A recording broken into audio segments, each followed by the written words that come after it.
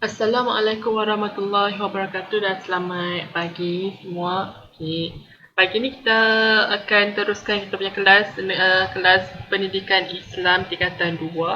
Sebelum ni cikgu ada bagi nota penerangan sikit pasal unit 6 iaitu hidupkan iman berkaitan dengan rukun iman. Okay.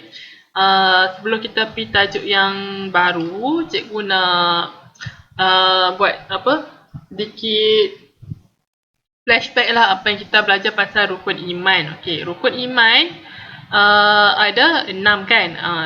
Bagaimana cikgu bagi tahu sebelum ni, rukun iman ada 6 iaitu beriman pada Allah, beriman pada malaikat, beriman pada kitab, beriman pada rasul, beriman pada hari kiamat dan beriman pada qada dan qadar. Okey, itu adalah 6 rukun iman. Okey, selepas ni kita akan lebih secara detail setiap rukun-rukun iman ni lah. Tapi untuk tingkatan 2 untuk tingkatan 2, cikgu kita fokus pada 2 saja, iaitu beriman pada Allah dan beriman pada malaikat. Okey. Jadi kita pergi ke tajuk kita pada hari ini, iaitu beriman pada Allah. Allah tujuan hidupku. Okey. Allah tujuan hidupku. Okey, Allah tujuan hidupku. Okey. Cuba tengok dekat sini muka surat 35, dia kata apakah contoh ciptaan Allah Subhanahu Wa Taala dan ciptaan manusia. Okey. Berdasarkan gambar tu kamu boleh kamu tahu tak apa beza, apakah contoh ciptaan Allah dan ciptaan manusia? Yang mana yang lagi bagus? Cuba kamu fikirkan. Okey, contoh ciptaan Allah macam alam semula jadi, pokok, kita manusia, makhluk kan, kemudian apa lagi, haiwan, tumbuh-tumbuhan, semualah, bukit, bukau, langit, tanah dan sebagainya, segala yang di darat, di langit dan di bumi adalah ciptaan Allah. Manakala ciptaan manusia seperti komputer, seperti kasut, pakaian dan sebagainya ciptaan manusia. Tetapi walaupun itu adalah ciptaan manusia, tetapi asalnya pada maksudnya bahan mentahnya kita ambil pada tetap pada ciptaan Allah. Contohnya pakaian kita pakai sekarang kan. Pakaian kita pakai sekarang walaupun manusia yang jahit, manusia yang hasilkan pakaian ni, tetapi benang nak jahit pakaian ni, dan asalnya pada mana? Cuba kau fikirkan, asal pada mana? Benang ni kita pakai, kalau kita pakai baju yang diperbuat pada kapas, benang dia kita ambil pada daripada bulu kambing, bulu haiwan. Kemudian kalau pakai pada sutra, benangnya diambil pada ulat sutra dan sebagainya kan. Itu adalah ciptaan Allah.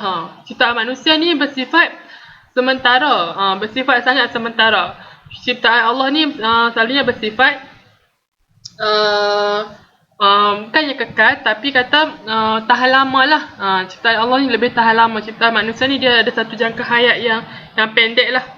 Contoh macam kalau macam juga kata tadi, baju semakin lama dia, lama-lama kalau kita pakai dia akan pudar warna dan akan cepat reput kan. Tapi kalau ciptaan Allah ni selalunya dia tahan lama. Okey. Tak ada ciptaan yang boleh kekal, sebabnya yang kekal tu hanyalah Allah Subhanahu Wa Taala saja. Tak ada ciptaan lain yang kekal. Jadi kalau siapa kata ciptaan Allah tu kekal, tak, ciptaan Allah tak kekal, sebabnya yang kekal tu hanyalah Allah sahaja. Allah yang menciptakan semua benda kat bumi, kat langit ni, semuanya tak kekal. Satu masa bila tiba hari kiamat, benda ni semua akan musnah. Okey. Apakah perbezaan antara ciptaan Allah Subhanahu Wa Taala dengan ciptaan manusia? Saya kata tadi, ciptaan manusia ni dia hanya untuk jangka yang pendek saja. Ciptaan Allah lebih jangka yang panjang. Okey. Seterusnya kita tengok. Okey, baca dan fahami. Okey, tengok dekat atas sini. Seksyen 1.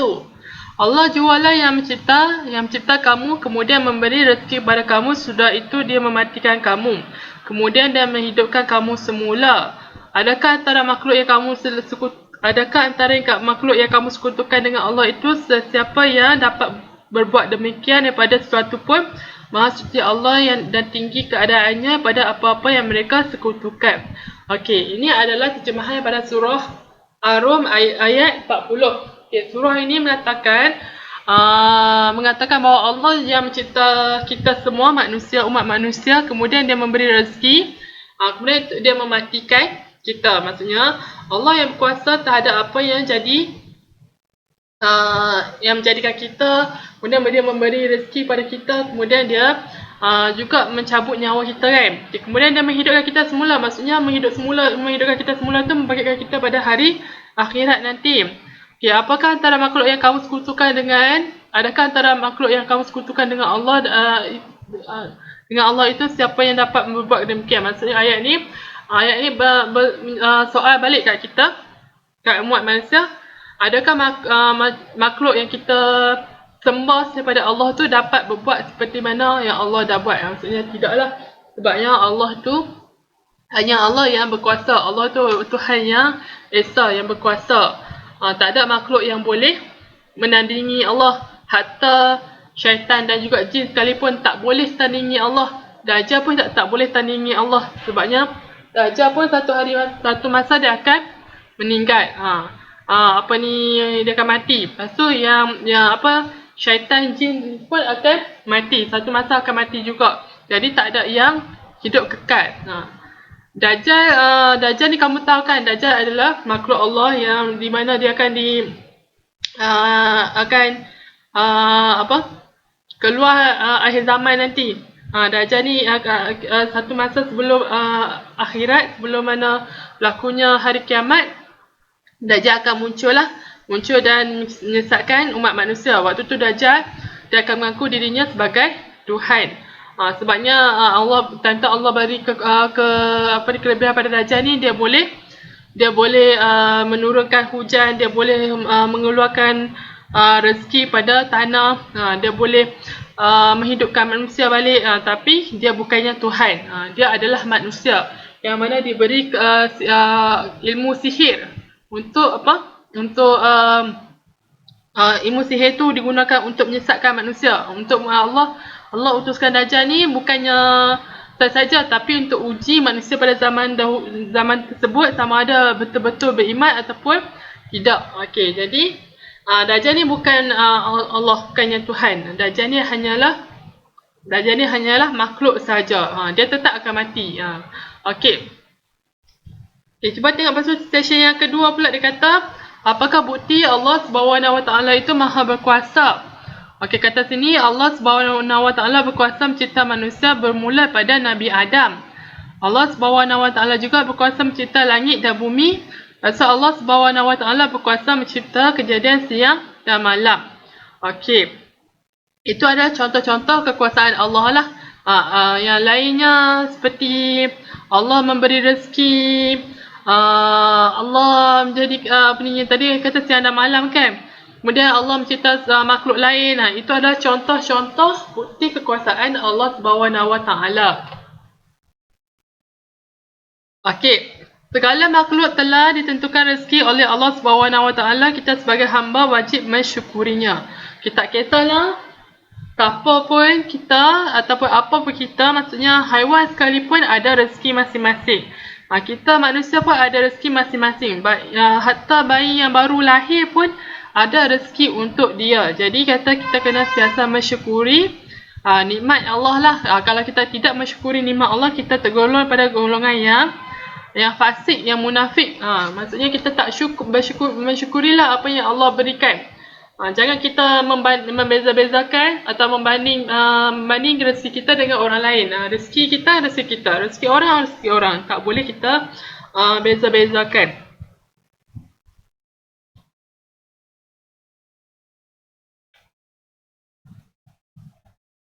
Okay, tengok balik yang muka surat session 4 tadi ni, muka surat 36. Sekali dia kata Allah SWT menghidupkan, mematikan dan menghimpunkan manusia pada hari kiamat. Yang ini adalah nama 5 lah. Ini kekuasaan Allah. Apa yang bukti kekuasaan Allah. Allah boleh bangkitkan, menghidupkan balik manusia pada hari kiamat. Okey. Kat sini apa ni? Okey, muka surat 36-37 ni berkaitan dengan kekuasaan Allah. Tengok dia kata yang session 2 tu dia kata apa kebukti Allah SWT Maha Kuasa kan. Ini ada 5 lah bagi contoh 1, 2, 3, 4. Dan muka surat 36 tadi 5. Yang session 4 ni nombor 5. Maksudnya ada 5 contoh yang telah diberikan dalam buku ni. Daripada tu ada juga contoh lain. Ada juga contoh lain macam cikgu kata tadi cikgu kata tadi menjadikan makhluk lain. Itu adalah contoh lain. Lepas tu kejadian alam sebagainya tu adalah contoh lain lah pada yang 5 yang dinyatakan ni. Okey. Kalau kata cikgu selepas ni kamu kena buat nota, maka kamu kena tulislah ini adalah tajuk, iaitu bukti. Apakah bukti Allah Maha Berkuasa? Ada 1, 2, 3, 4 dan sekali 5. Okey, jangan kamu lupa lah yang tu.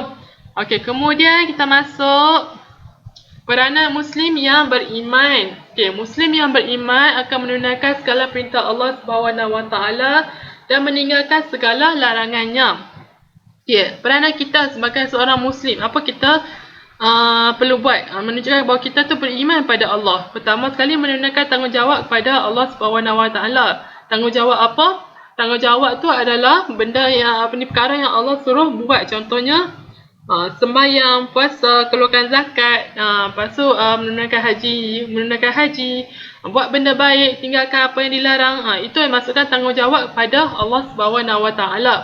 Okay, kemudian kedua, menghormati ibu bapa dan keluarga. Sebabnya Allah telah meminta Allah telah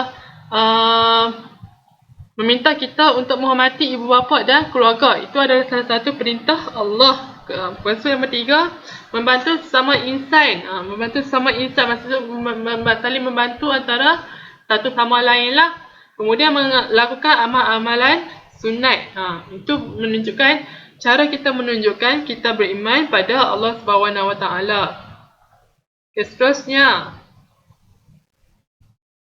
Okey, untuk hari ni apa cikgu nak kamu buat? Tambah sekali kita buat nota lah. Buat nota berkaitan dengan tajuk unit 7 ni, Allah tujuan hidupku. Okey.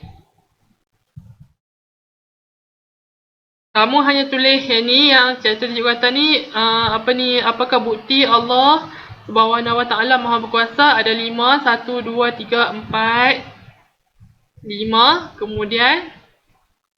Kemudian, okey, peranan Muslim yang beriman 1, 2, 3, 4. Hanya tulis dia punya penerangan saja, gambar tak perlu lukis. Kemudian last sekali, okey, yang ni muka surat 39. Okey, catat makluman tentang kekuasaan Allah. Yang ni kamu kena cari sendirilah bukti-bukti kekuasaan Allah. Apa bukti dia? Sini dia dah bagi dah. Dia bagi 6. Tapi satu dia dah bagi dah. Jadi dia ada lagi 5 ni. Kamu kena buat sendirilah. Buat sendiri. Nyatakan bukti-bukti kekuasaan Allah. Apa dia? Apa dia bukti yang ada kan? Okey, tu muka surat 39.